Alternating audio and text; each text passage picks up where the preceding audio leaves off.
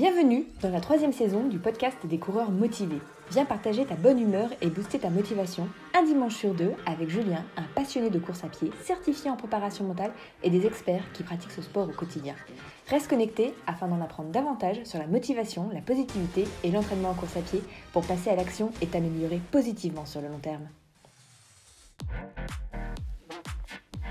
Salut, c'est Julien et c'est vraiment un grand plaisir de te retrouver dans ce 33e épisode du podcast des coureurs motivés. Alors dans cet épisode, on va voir ensemble si c'est judicieux ou non de courir quand on est fatigué ou malade. Et surtout, comment gérer ses entraînements si on se retrouve dans cette situation. Et oui, est-ce qu'il faut courir quand même, décaler son plan, revoir ses séances ? En résumé, quand on a un imprévu de ce type qui arrive, qu'est-ce qu'il est recommandé de faire ? Alors pour ça, j'ai cherché pour voir ce que disaient les études et les professionnels et je vais également te partager mon avis pour te dire ce que je fais personnellement dans ces situations. Alors j'ai donc envie que tu puisses repartir de cet épisode avec des infos concrètes à disposition pour que tu puisses prendre tes propres décisions en connaissance de cause. Et si tu te demandes pourquoi je souhaite aborder ce sujet aujourd'hui, c'est lié au fait que je suis en pleine prépa marathon depuis 2 mois et que là, je suis tombé malade. Oui, je me retrouve avec un rhume depuis hier. Alors tu l'entends peut-être d'ailleurs à ma voix qui n'est pas exactement la même que d'habitude et peut-être aussi que tu vas le sentir parce que je suis fatigué et donc moins en forme que d'habitude. Alors j'espère avoir justement l'énergie suffisante pour aller au bout de l'enregistrement de cet épisode. Alors je vais faire de mon mieux en tous les cas et si je tousse ou que j'éternue dans cet épisode, je m'en excuse par avance. Et pour rien te cacher, j'ai d'ailleurs passé tout le matin couché après avoir dormi près de 10 heures cette nuit car clairement j'avais pas la force de sortir du lit, mais je tenais quand même à te faire cet épisode car je pense qu'il pourra t'être utile. Parce qu'à mon avis, la situation dans laquelle je suis est assez commune pour plein de sportifs. Alors, j'espère vivement que les choses que l'on va voir ensemble aujourd'hui te seront utiles. Alors, si tu découvres le podcast avec l'épisode d'aujourd'hui, sache que mon but premier en tant que préparateur mental est de t'aider à trouver ou à retrouver la motivation et de te partager des conseils pour te permettre de progresser sur le long terme en course à pied afin que tu te rapproches de l'objectif qui te tient le plus à cœur. Alors, avant que l'on rentre dans le cœur du sujet, voyons ensemble la structure de l'épisode en 5 parties pour que tu saches de quoi on va parler point après point. Alors la première partie, ce sera les remerciements. Et oui, je vais garder les bonnes habitudes et je vais commencer par remercier toutes les personnes qui m'ont envoyé des messages et qui ont aimé le contenu avec qui aussi j'ai échangé depuis le dernier épisode.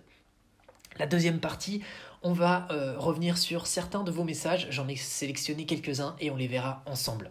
La troisième partie, ce sera les projets en cours de mon côté et également on parlera de la prochaine CVCM. Et ensuite, en quatrième partie, là, ce sera le cœur de l'épisode où on abordera ensemble le sujet donc de courir quand on est fatigué ou malade. Que disent les études à propos de ça? Et la cinquième partie, la synthèse, je te résumerai l'essentiel à retenir pour que tu puisses passer à l'action. Alors maintenant, je pense que tu as l'habitude, si tu veux directement débuter avec le sujet du jour, avance simplement de quelques minutes. Si ça te convient comme programme, alors installe-toi bien confortablement, c'est parti. Première partie, les remerciements.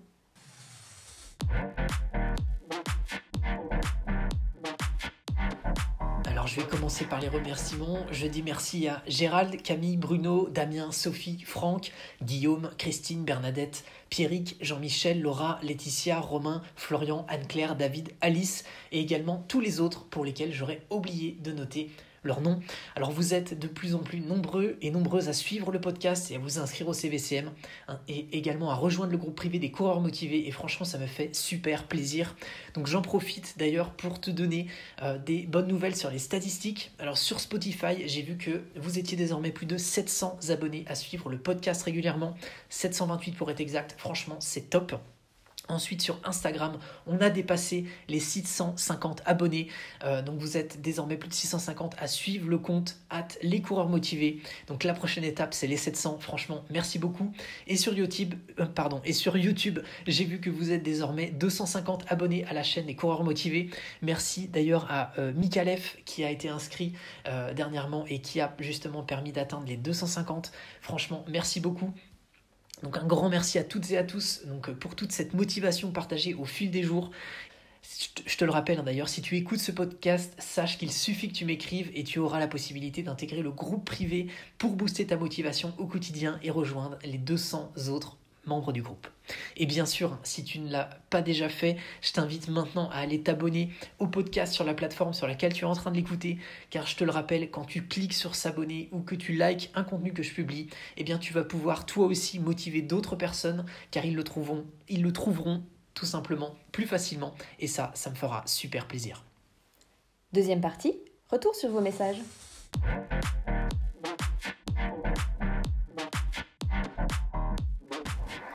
Deuxième partie, donc on regarde maintenant certains de vos messages et un retour notamment sur le dernier épisode. Alors, j'ai mis en place depuis quelques jours un nouveau système pour que tu puisses dire ce que tu penses en fait du podcast et du contenu que je propose. Et pour ça, eh bien, j'utilise le site Trustpilot.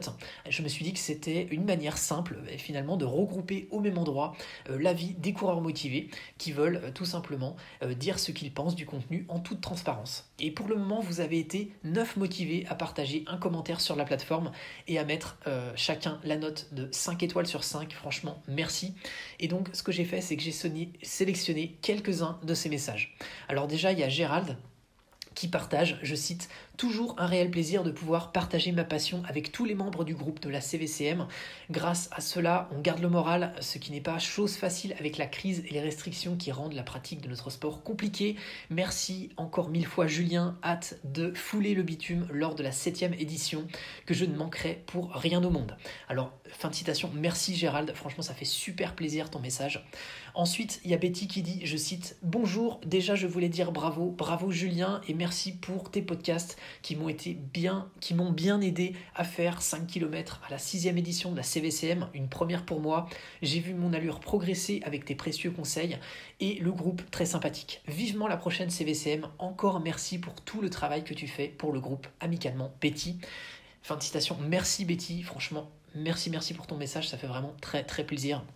Et je suis ravi que tu aies pu progresser.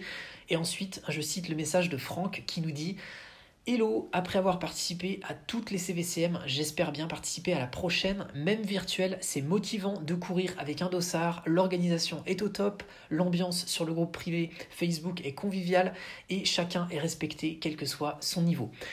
En ces temps un peu spéciaux, ça fait du bien de partager nos petites perfs et juste... course à pied plaisir et j'aime à lire celles des autres. Merci Julien, continuons comme ça. Eh bien, merci Franck pour ton partage, ça fait vraiment plaisir. Et ensuite, il y a également Alexandre qui m'a dit dernièrement par email, je cite, « Continue le podcast, c'est vraiment agréable à écouter et le ton est vraiment chaleureux et avenant, on se sent en famille. » Fin de citation. Alors franchement, merci Alexandre, j'en suis ravi que ça te plaise et j'espère que ma nouvelle voix d'aujourd'hui ne remettra pas en cause cela. Alors, merci à nouveau à tous pour vos messages et vos commentaires. Et si toi aussi, tu veux dire tout simplement ce que tu penses du contenu, tu peux aller sur le site Trustpilot, donc ça s'écrit Trustpilot, et tu saisis les coureurs motivés dans la barre de recherche et tu pourras lire les avis et laisser le tien si tu le souhaites en cliquant simplement sur écrire un avis. Et bien sûr, si tu es pressé et que tu as peu de temps, tu pourras simplement cliquer sur le nombre d'étoiles qui reflète pour toi ce que tu penses du contenu et j'espère bien sûr que ce sera un 5 étoiles. Alors, on va maintenant revenir sur le dernier épisode où j'ai interviewé Alexandre qui se lance pour courir son premier 100 km pour une bonne cause. Donc, c'est pour l'association des Petits Princes. qui a pour rôle donc de réaliser des rêves d'enfants. Donc voilà, vous avez été près de 700 à regarder l'interview sur YouTube et à avoir fait des retours positifs. Donc franchement c'est top, je suis ravi que ça vous ait inspiré. Et j'ai d'ailleurs sélectionné le commentaire de Pierrick et il m'a dit j'ai déjà fait un 114 km pour une association l'année dernière et en écoutant ton dernier podcast, eh bien ça m'a donné envie de le refaire. Eh bien merci à nouveau Pierrick pour ton partage et pour ta démarche que je trouve top. Donc à nouveau, on pense fort à Alexandre, donc, qui est en pleine prépa pour son 100 km. J'ai d'ailleurs échangé dernièrement avec lui et il rencontre quelques difficultés dans sa prépa. Donc courage Alexandre. Alexandre, on pense à toi. Troisième partie, les news et les projets en cours.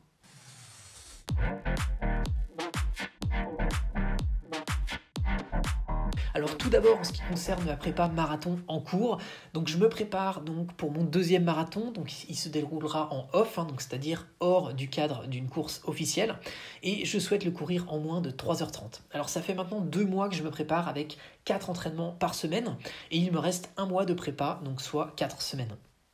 Jusqu'à présent, tout se passait super bien sur les 8 premières semaines. Donc, j'ai couru environ 350 km dans le cadre de cette prépa pour le moment. Et la semaine dernière, j'ai fait une sortie longue du côté du Haut-Königsbourg en Alsace, si tu connais. Donc voilà, j'ai fait environ 17 km avec 350 mètres de D+. Voilà, donc avec un travail de fractionné en côte. Et la séance en elle-même s'est bien passée. C'était sympa de courir dans la neige. Mais en fait, il a fait très froid ce week-end-là. Il y avait des températures qui avoisinaient les moins 10 degrés. Et en fait, je m'en suis pas rendu compte sur le coup, mais j'ai dû prendre froid ce week-end-là. Et parce qu'en fait, cette semaine, j'ai commencé à ressentir un petit peu de fatigue. Et depuis hier, voilà, je suis HS et le rhume est présent. Donc il va falloir maintenant s'adapter pour la suite de la prépa et on va justement en parler dans le cadre de cet épisode.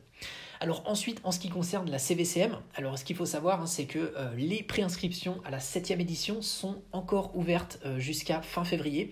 Donc là, tout simplement, tu peux voter pour la date qui t'arrangerait le plus en fait pour courir cette prochaine édition qui se tiendra très probablement en mars au vu des réponses actuelles que j'ai reçues. Et ça te permettra, en te préinscrivant, d'être tenu au courant en fait en avant-première et qui sait même peut-être que tu pourras bénéficier d'un tarif spécial de lancement en étant inscrit sur cette liste. Alors si tu ne connais pas encore cette course, c'est la course virtuelle des coureurs motivés. Donc c'est une course virtuelle en fait que j'organise pour permettre à toutes celles et à tous ceux qui ont vu leur course annulée dernièrement ou qui sont simplement à la recherche d'un objectif, de pouvoir s'inscrire à une course qui sera forcément maintenue. Donc j'ai créé concrètement cette course virtuelle pour les coureurs motivés qui veulent se fixer un nouvel objectif et booster leur motivation.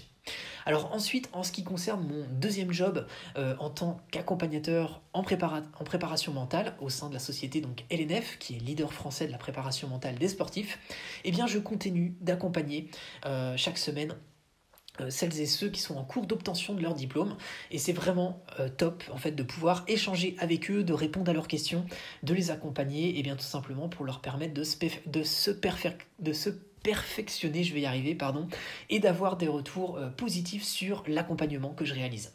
Alors oui, du coup, je me rends compte que j'ai des semaines en ce moment qui frisent les 50 heures de travail, donc sans compter la prépa marathon. Mais c'est vraiment sympa de faire toutes ces activités. Voilà, je me rends compte que le plaisir, il est vraiment au rendez-vous. Donc, je poursuis dans ce sens. 4e partie, le cœur de l'épisode.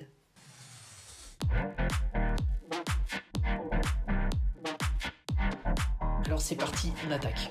Donc tu as certainement déjà eu des moments de fatigue lors de tes entraînements ou même tu es peut-être déjà tombé malade et tu t'es posé plein de questions. Je cours ou je cours pas, combien de temps je m'arrête, est-ce que je vais perdre tout le bénéfice de mes entraînements? Alors déjà en fait, rassure-toi, c'est normal que tu te poses en fait toutes ces questions parce que ça veut surtout dire quelque chose de positif, ça veut dire que l'entraînement que tu fais, il compte pour toi. Donc justement, on va discuter de tout ça ensemble.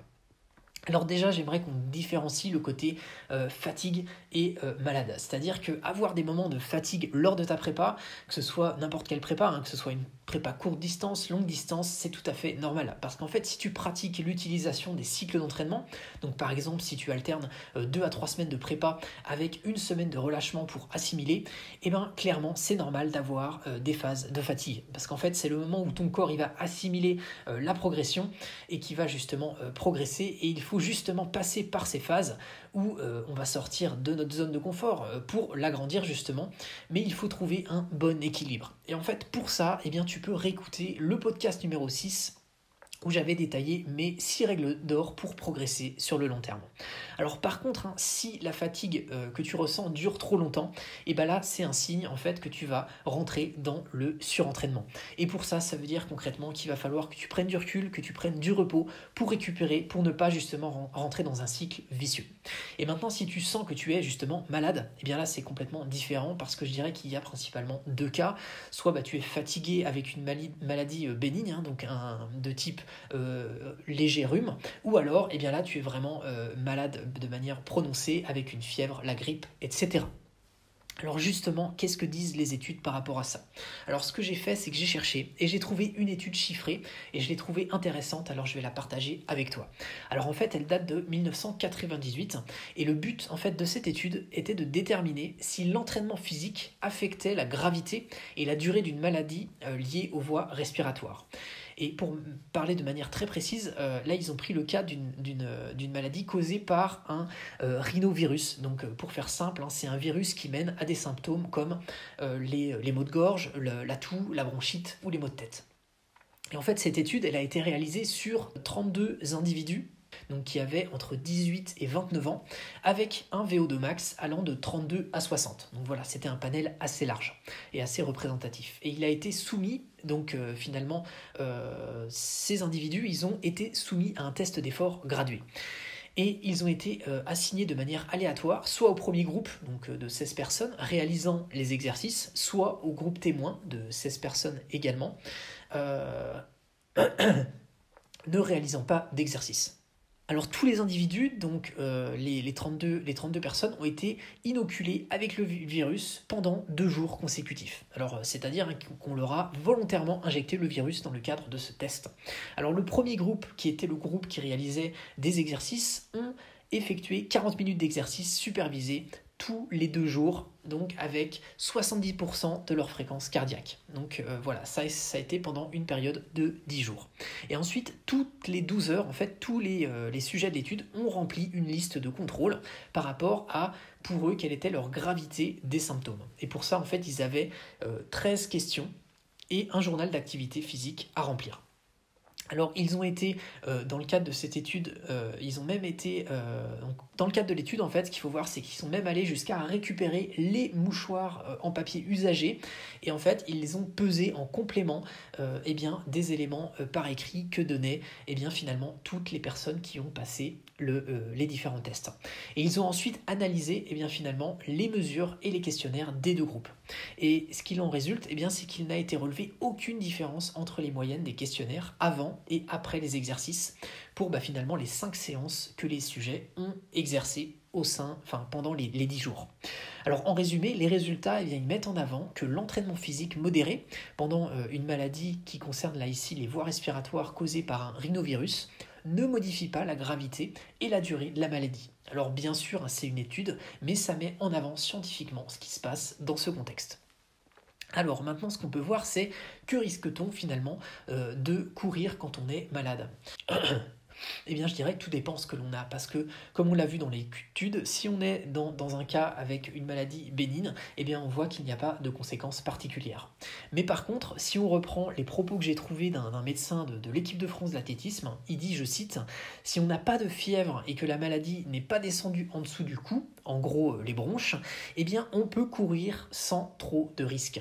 Dans le cas contraire, on s'expose à des problèmes et c'est inconsidéré. » Et donc là finalement, ça c'est une bonne manière de représenter les 2 grandes catégories qui peuvent se passer quand on est malade. Et ce qu'il faut souligner dans ce qu'il dit, c'est on peut courir sans trop de risques. Alors justement, combien de temps peut-on s'arrêter sans trop perdre les bénéfices de nos entraînements ? Alors, je dirais que le plus simple, c'est d'avoir à l'esprit que si on s'arrête moins de 5 jours, la perte, elle est quasiment insignifiante. On parle généralement de 1% de perte de performance.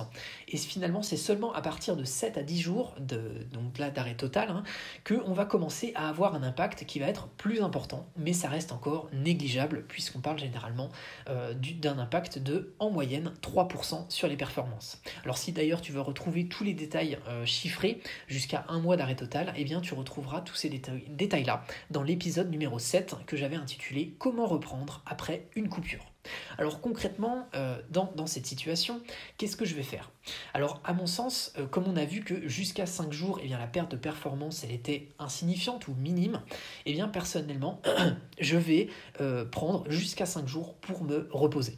Et ensuite, je vais reprendre la suite de ma prépa, donc les 4 semaines restantes, en adaptant, eh bien, si nécessaire, les intensités des prochains entraînements pour reprendre en douceur. Parce que clairement, le premier run, suite à ce repos, eh bien ce sera pour moi, ce sera un footing pour voir ce que ça donne. Parce qu'il faut, à mon sens, toujours être à l'écoute de son corps. Et finalement, s'il faut décaler de quelques jours ou voire de quelques semaines la date à laquelle j'avais prévu de courir mon 2e marathon, eh bien je le ferai. Parce que le mot-clé ici, à mon sens, c'est savoir s'adapter. Et c'est d'ailleurs ce que je te recommande. Parce que clairement, à mon sens, il faut avoir une stratégie à long terme. Autrement dit, il ne faut pas avoir une vision à court terme en se disant « si je rate un entraînement, alors je vais tout perdre ». Au contraire, il vaut mieux prendre le temps de récupérer. Et finalement, c'est une bonne manière à mon sens de laisser finalement ton corps le temps de combattre jusqu'au bout la maladie afin que tu puisses revenir par la suite plus fort.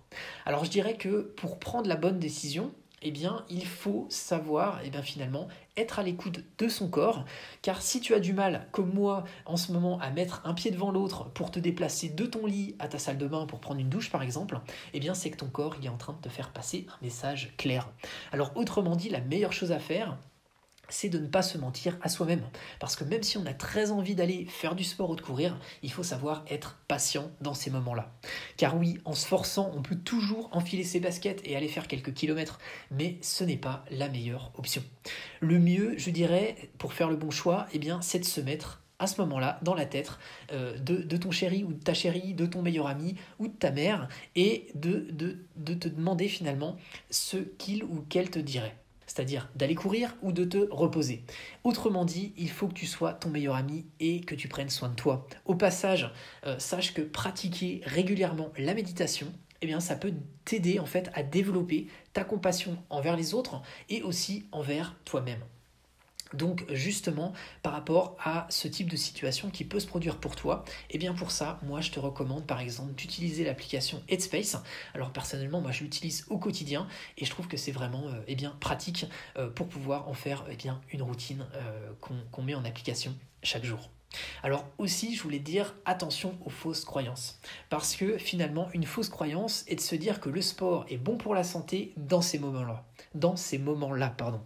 En fait, oui, le sport, il est bon pour la santé quand on est en état, mais quand on est trop fatigué ou malade, ce qui va se passer, c'est que ton système immunitaire, en ce moment, il est affaibli. Alors, si tu vas justement pratiquer du sport, et notamment du sport avec de l'intensité, tu vas l'affaiblir encore plus. Voilà ce qu'il faut avoir à l'esprit. Alors, qu'est-ce qui se passe si justement on s'entraîne quand même ? Alors, j'ai pas trouvé d'études spécifiques sur le sujet, mais ce que j'ai fait, c'est que j'ai regardé les témoignages de coureurs qui ont continué à s'entraîner alors qu'ils étaient malades, et notamment dans le cadre d'une prépa marathon. Alors résultat, ce qu'il en ressort, c'est que oui, ils ont pu enfiler leur basket et faire un ou plusieurs entraînements quand ils étaient malades, mais ils étaient finalement quasiment tous contraints par la suite de prendre à minima 2 semaines d'arrêt total, car ça avait aggravé leur état. Alors bien sûr, on est tous différents, mais je pense que ça met bien en avant la situation. 5e partie, la synthèse.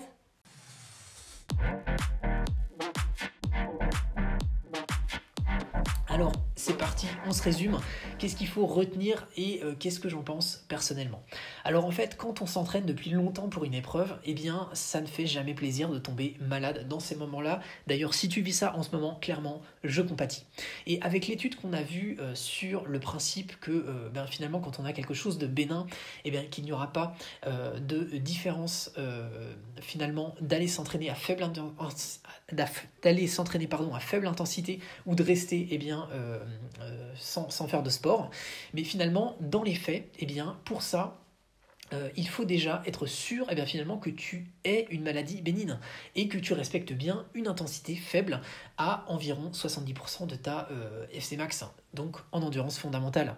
Ainsi, moi, finalement, je pense qu'il vaut mieux ne pas prendre de risques. Et surtout, et surtout par rapport au contexte actuel, si tu n'as pas d'impératif avec une date précise pour courir une compétition, eh bien, prends quelques jours pour récupérer jusqu'à 5 jours, comme on l'a vu, car tu sais désormais que l'impact sera mineur sur tes performances. Et justement, prends quelques jours de plus que ces 5-là si tu en ressens le besoin. Autrement dit, nous ne sommes pas des machines et il faut prendre soin de nous. Alors j'ai envie de résumer ça en une phrase en te disant « Qui veut aller loin ménage sa monture ». Alors maintenant, c'est à toi de jouer. Si tu es très fatigué en ce moment ou malade, alors utilise ce qu'on a vu aujourd'hui pour te poser les bonnes questions et faire les bons choix pour repartir ensuite du bon pied et encore plus fort. Alors maintenant, ce que je t'invite à faire, c'est que si tu penses que cet épisode peut être utile à un ami, alors partage-lui. Et si tu as des choses à partager, toi, sur le sujet, alors les commentaires sont à ta disposition, car ça m'intéresse d'avoir ton avis sur le sujet. Et si tu veux apporter des compléments, eh bien, libre à toi de le faire. Et si tu as aimé cet épisode, eh bien, pour apporter de la visibilité au podcast et permettre à d'autres personnes qui sont dans la même démarche que toi de le trouver plus facilement, eh bien, je t'invite maintenant à t'abonner, à mettre un like sur l'épisode ou à mettre un commentaire sur la plateforme sur laquelle tu es en train de l'écouter. Parce que c'est clairement la meilleure manière pour toi de me faire savoir que le contenu que je te propose te plaît. Et si tu es vraiment, vraiment motivé, alors va faire un tour sur Trustpilot pour me donner ton avis. Dans tous les cas, moi, c'est toujours un plaisir pour moi de lire tes commentaires et d'avoir tes retours pour continuer de m'améliorer sur le contenu proposé. Alors voilà, on en a terminé avec l'épisode du jour. J'en profite pour te remercier d'écouter ce podcast parce que c'est en l'écoutant que tu le fais vivre. Alors j'espère que ça te sera utile ce qu'on a vu ensemble aujourd'hui et que ça t'a plu. Donc c'est le mot de la fin pour ce 33e épisode du podcast. Moi, ça m'a fait à nouveau vraiment plaisir de partager cet épisode avec toi. Alors je suis content, j'ai réussi à tenir jusqu'au bout. Je te remercie vivement d'avoir pris le temps de m'écouter jusque-là et d'avoir partagé ce moment avec moi. Coureur ou coureuse motivée, je te dis à dans 2 semaines.